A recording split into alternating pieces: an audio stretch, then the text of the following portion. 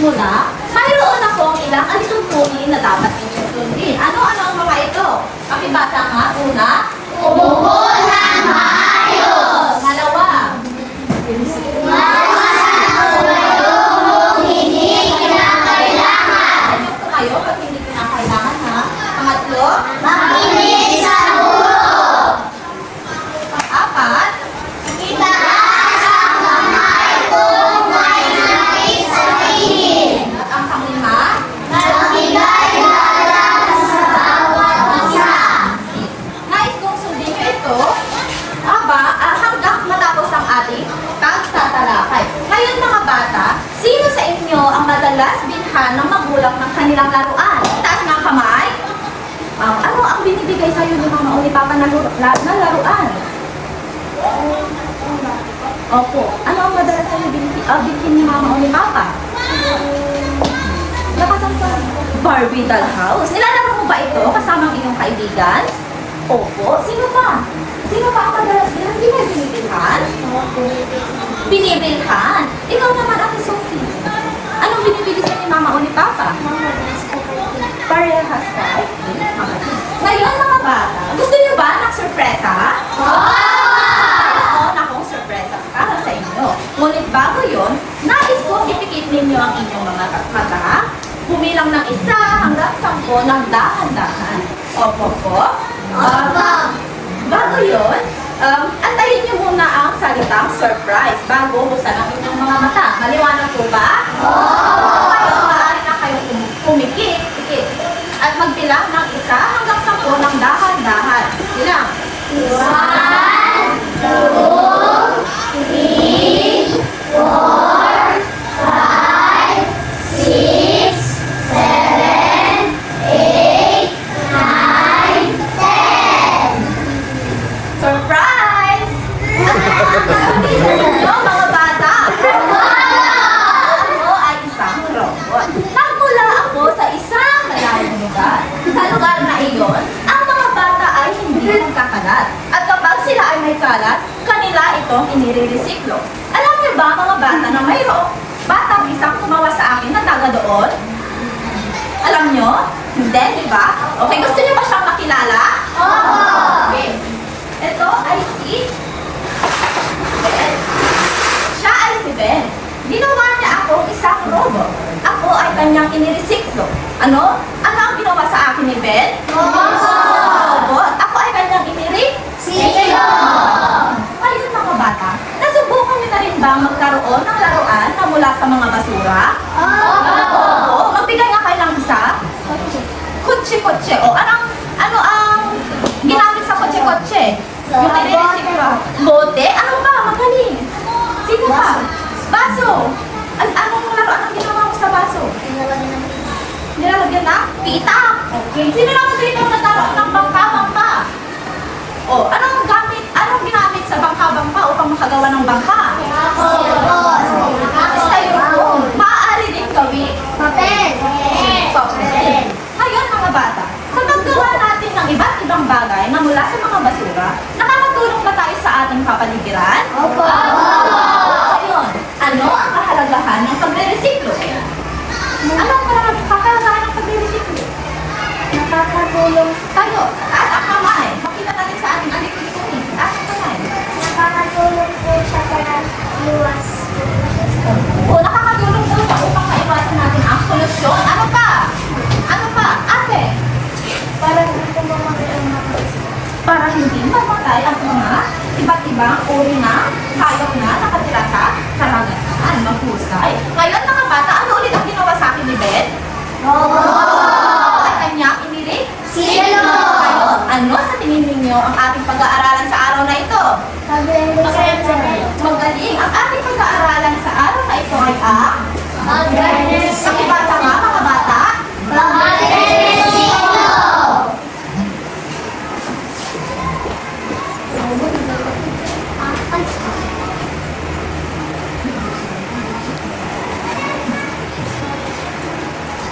Ngayon, mayroon akong ilustrasyon na nais ko pangmasdan at obserbahan nyo na sa loob ng 10 segundo.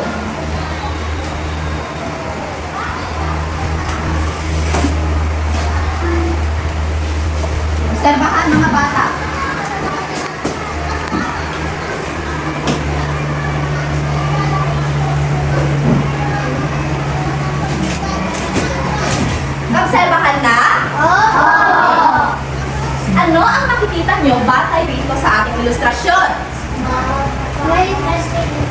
Sige, taas ang kamay ng gustong sumagot. Sophie? Tansan. Ano pa? Kate? Lata. Christina? Plastic. Ano naman ang napapansin ninyo sa berde nasa gitna? Buhi. Ano ang sinisimbolo nito? O ano yung tatlo? Ang nasa gitna ay nagsisimbolo ng pagre-resiklo. Ano ba ang pagre-resiklo? Meron ba kayong idea kung anong pagre-resiklo? Paggagawa. Sophie ulit. Ikaw nga, sumagot din na. Ikaw, Sophie. Yung mga basura na nagawa.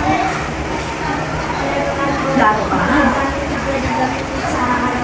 Tama. Ang mga bagay na ito ay maaari natin i-resiklo at makakabuo tayo ng bagong produkto. Pati pala sagot si Sophie, sabi ni Kuya Ben, meron daw siyang premyo. Kung gusto nyo din ng premyo, kayo ay sasagot. Doon ka. Ngayon, sino ang gustong magbasa?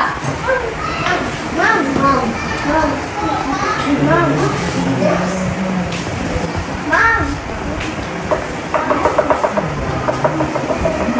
Ay!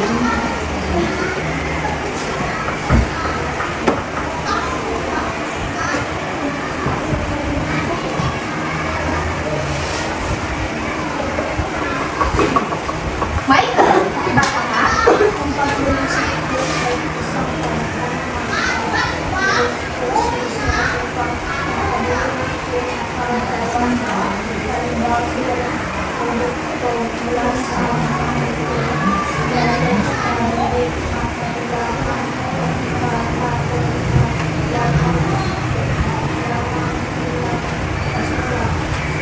Kagaya ng nandito sa ating ilustrasyon, ang mga bagay daw na ito ay maaari natin i-resiklo at tayo ay makakagawa ng bagong produkto.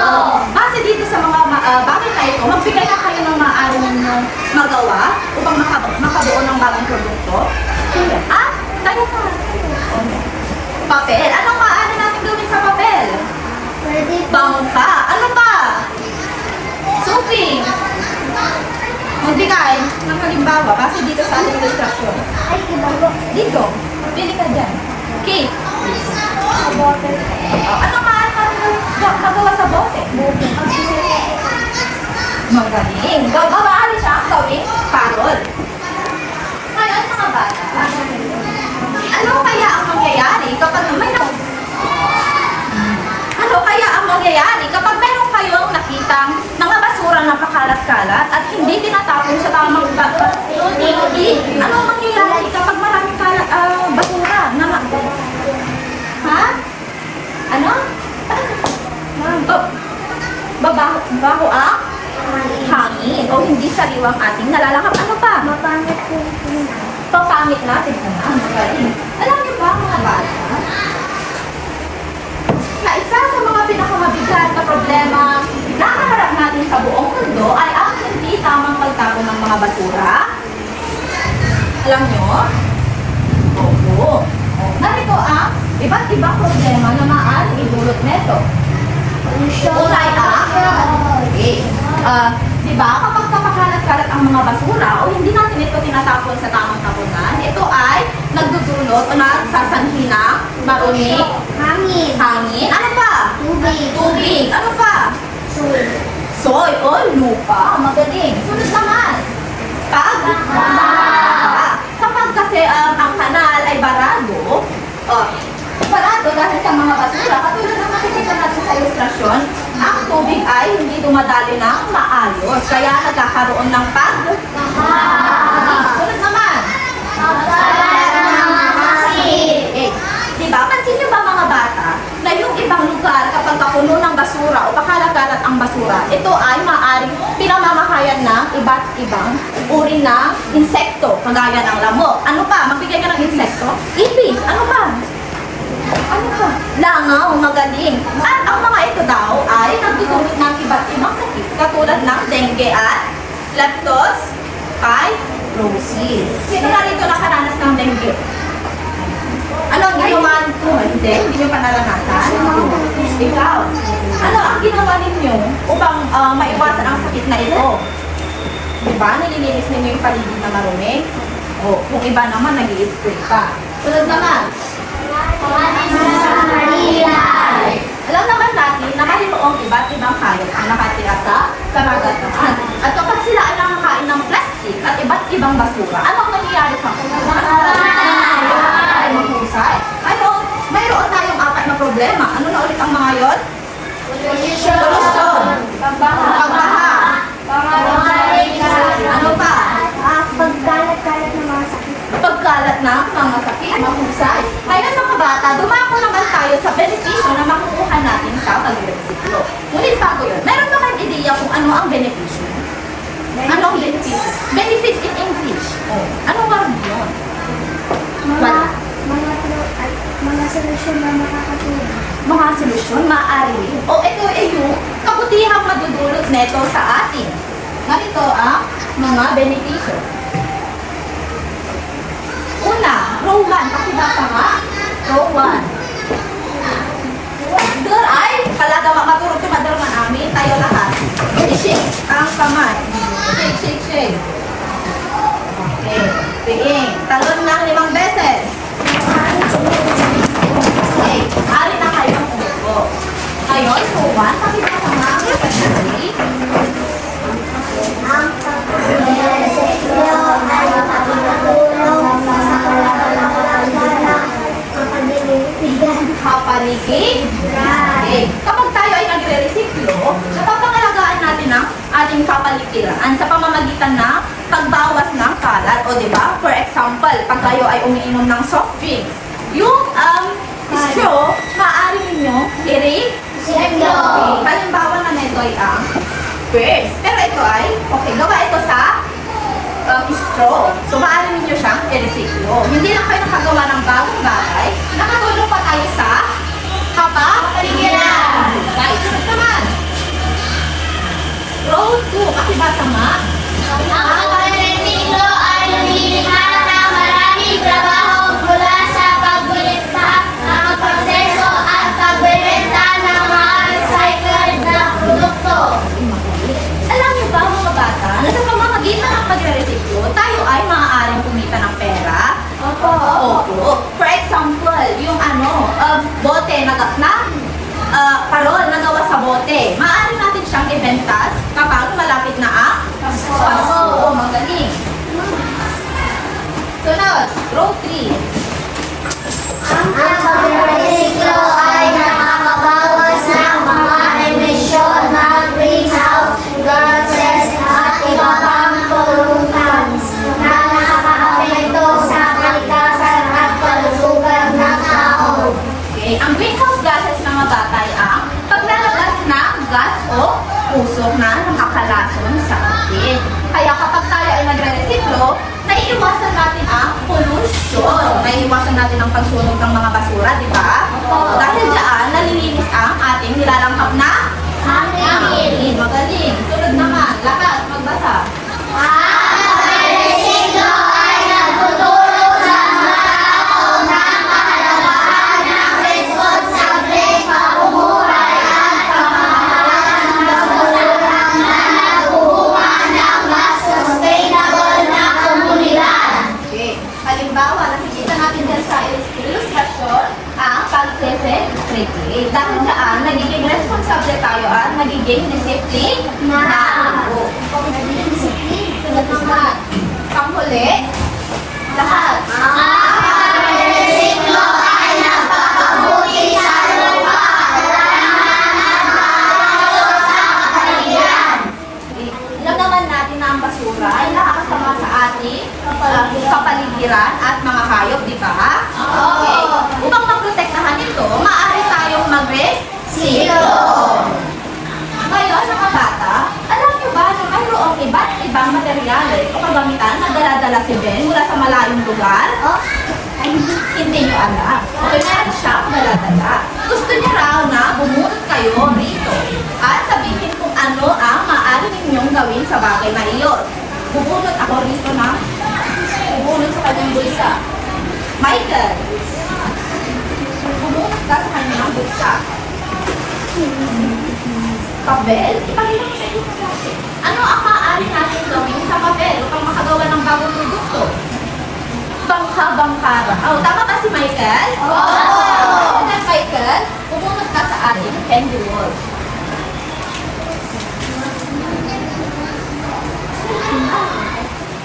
Okay, sunod naman. Si Celestine. Absent. Dennis. Dennis, hindi ka dito, Dennis. Sunod ka lang. Ano yan? Pakita ko sa kanila. Ano yan? O, anong maaari natin gawin sa bote? Ano?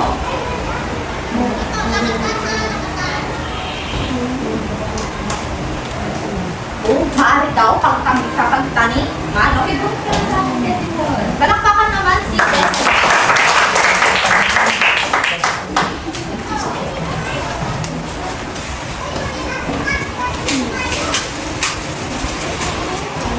Narito pa ibang bagay na maaari nating magawa sa plastic at glass bottle. Pakibasa ng mga bata. Ang mga plastic bottles ay maaari gawing bulaklak, dahon, base na lalagyan ng alcohol. Ang mga glass bottle naman ay maaari gawing vaso o flower vase. Okay. Ang plastic bottle daw ay maaari gawing parol.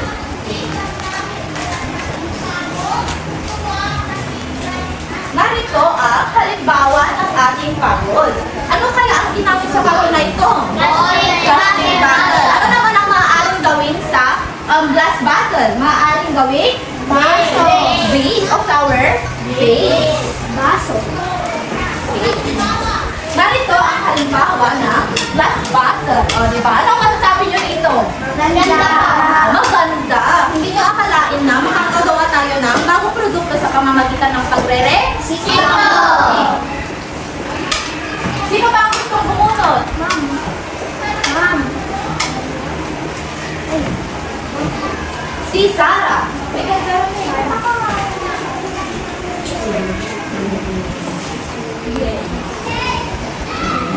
Kansan. Ano naman ang maaari natin gawin sa kansan? O, ano ang maaari natin gawin sa kansan? Ito? Pangaruli. Madali. O.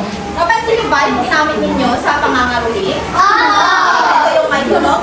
Tunog o tinatawag na tam. Meron din tayo iba ang magagawa sa tambourine. Ito yun. Pakibasa nga. Gawin ng bahasan ng paa o kaya naman musika instrument tulad ng tambourine o kaya ang pambata. Halimbawa. Gagawin nyo lang ay pipit-pitin ang mga Kansan. Sino may kanto sa bahay? Wow, magaling. So, ibig sabihin kayo ay nagre-re? Sunod naman. Sino ba ang gusto kumunod? Nasa kamay. Other hand. Sige pa naman. Titanic naman. May katidamit ka. Sunod ka. Ano naman ang pwede natin gawin sa plastic? Candy rollers. Pungan. Sino din ang di ko natin pungan? Sila? Okay. Tsaka si Christina. Narito ang ibang magagawa ng candy wrappers. Ibasa nga mga bata. Candy wrappers. Maaaring gawin itong mga bulaklak o kaya naman bukid-bukidin ang mga ito para makagawa ng mga pillows at iba pang mga palamuti. Halimbawa na nito ay ang throw pillow. Maaari din itong gawing point first, pero gawa siya sa candy wrapper. Naintindihan? Okay. Sino ba ang gustong pumunod?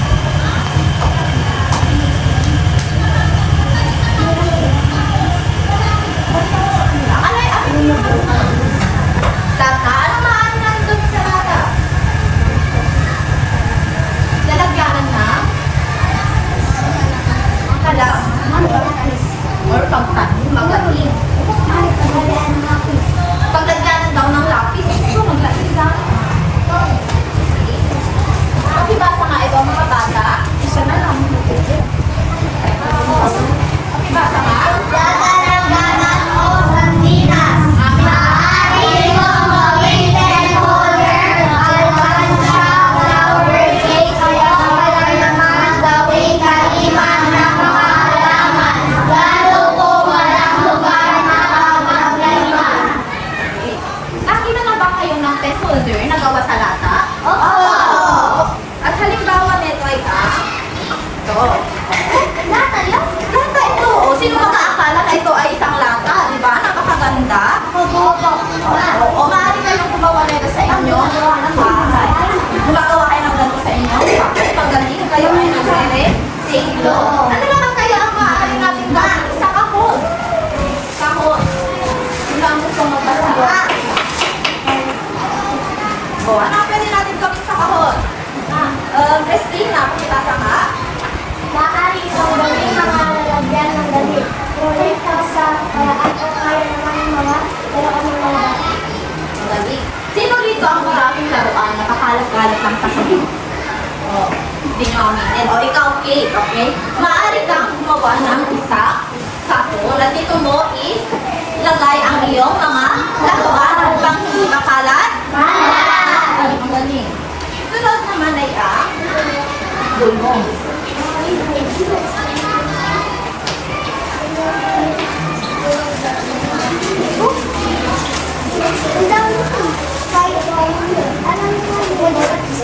Ano ang maaari natin gawin sa lumang gulong? Ito ay maaari gawin sa basurahan at punasan ng paa.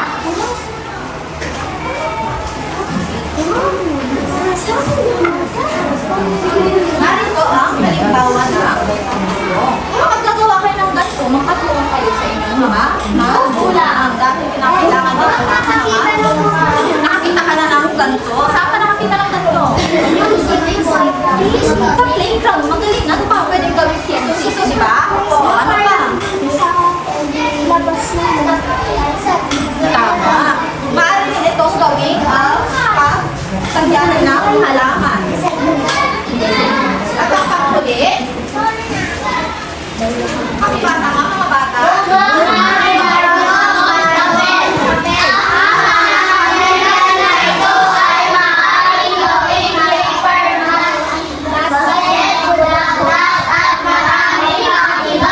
Paper mache. Pakisabi nga, paper mache.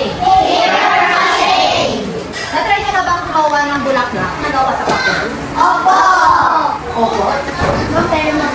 Pero, pangit. Okay, narito ang halimbawa ng isang flower na gawa sa papel. Ano ang masasabi nyo dito?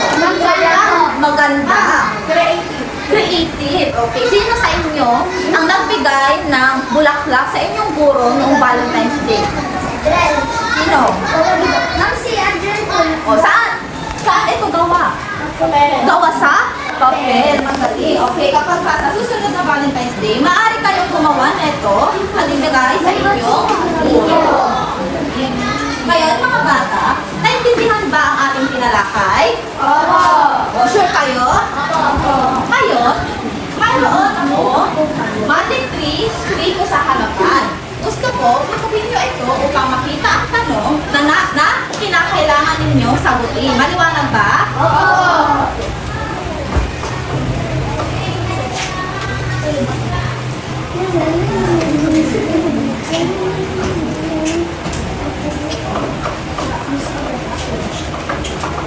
Sino ang gustong Michael? Michael.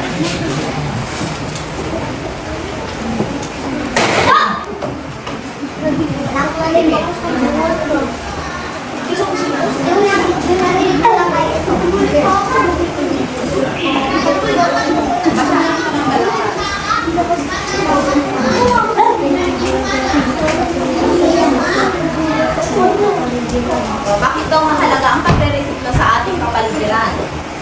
Bakit mahalaga? Apa yung importante? Para walang magkasakit. Magaling. Tama ba si Michael? Sino pa? Ay, kagandoin madam.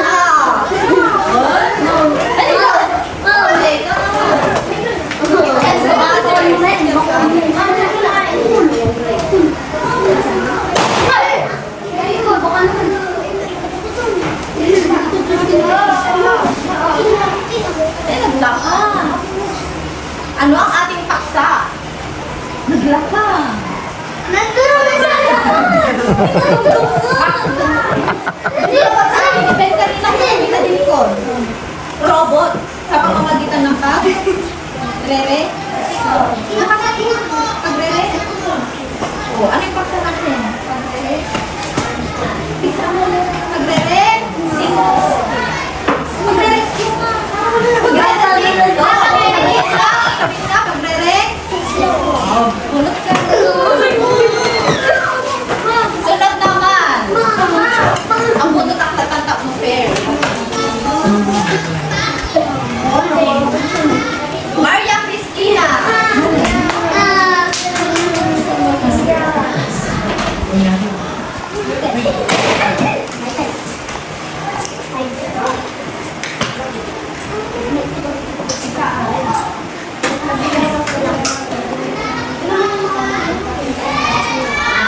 Meron tayong apat na siniskat kanina. Oo. Diba? Pinaulit ko kayo tayo. O, magbigay ng isa. Maaaring magkasakit o nagdudulot ito na sakit. Tama ba si Christina? Tama! Ano kayong ibang problema yung dinudulot na ito? Magbigay na? Pagbaha, polusyon. Ano pa? Pagkalat ng mga sakit. Pagkalat ng sakit? Sa isda o marine? Life. O, ay Christina, nabuhat ka na. O, dalawa na lang. Sino kaya yung dalawang ito? Hershey. Second Hershey.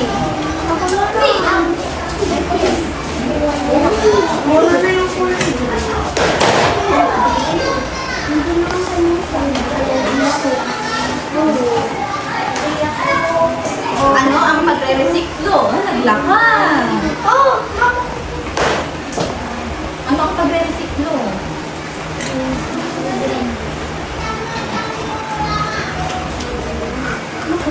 Uy, easy. Naglaka. Ma'am. Kaya natin si Hershey. Diba? O, for example, bote. Bote, magiging tawag. O, ano ang tawag mo doon? Hershey. Sheep. Sabi mo ako, sige na.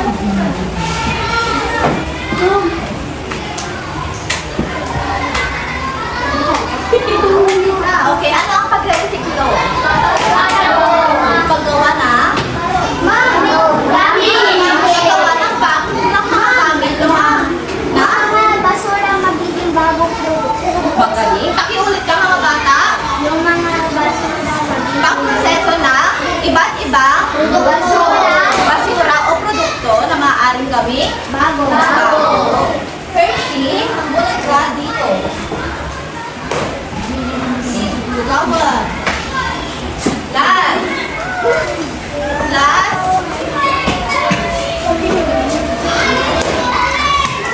John Vincent. Ang mga din namin.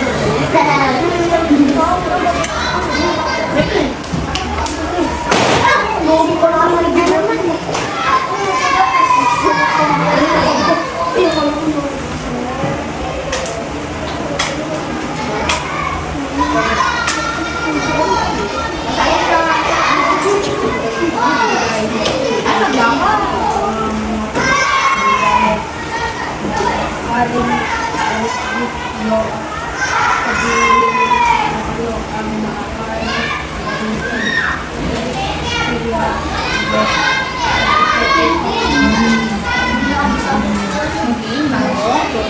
Magbigay ka daw ng material at maaari natin gawing bagong produkto. Dami. Tansan. Anong maaari natin gawin sa tansan? Huwag niyo sabihin. Maaaring gawin? Pangaruling daw o yung tam? Palakpakan natin. Ngayon, mga bata, o muna. Magkakaroon tayo ng pangkata gawain. Kakapatuloy kayo sa apat na pangkat. Ang bawat pangkat ay may misyon na maghanap ng isang bagay na maaari natin i-resiklo. Okay? Isusulat nyo ito sa ating chart. Isulat nyo dito yung nakitang bagay. Isa lang ha. Tapos kung ano ang maaari natin gawin sa bagay na yon. At least 3. Okay? Ang unang pangkat, pangalawa, pangatlo, at pang-apat. Wait lang, wala pa akong sinabi. Ang grupong magulo ay walang premyo. Ibibigyan ko lamang kayo ng 5 minuto upang maghanap at mag-isip ng inyong konsepto na maaaring gawin roon sa bagay na iyong nahanap. Maliwanag ba? Okay. Ngayon, maaari na kayong maghanap. Isang bagay lang ha, bawat grupo. Per group, punta muna sa grupo. Punta muna. Wait lang. Punta muna sa group. Oo, group 4. Group 1. Sama-sama, group 1. Maghanap ng bagay. Group 2. Maghanap ng bagay. Isa lang, bawat grupo. Okay, pag nakahanap na, bumalik sa upuan. Bumalik sa upuan. Isa lang. Sige, yes na. Yes lang yan. Group 1. Nakahanap na yung group 1. Group 1, ito ang inyong lagay dito yung pinapulot. Group 2, okay yan? Ito naman sa inyo. Magsulat na inyong konsepto.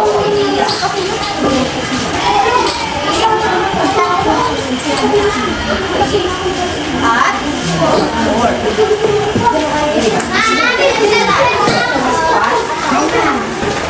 Sino ba yung marami ng sila?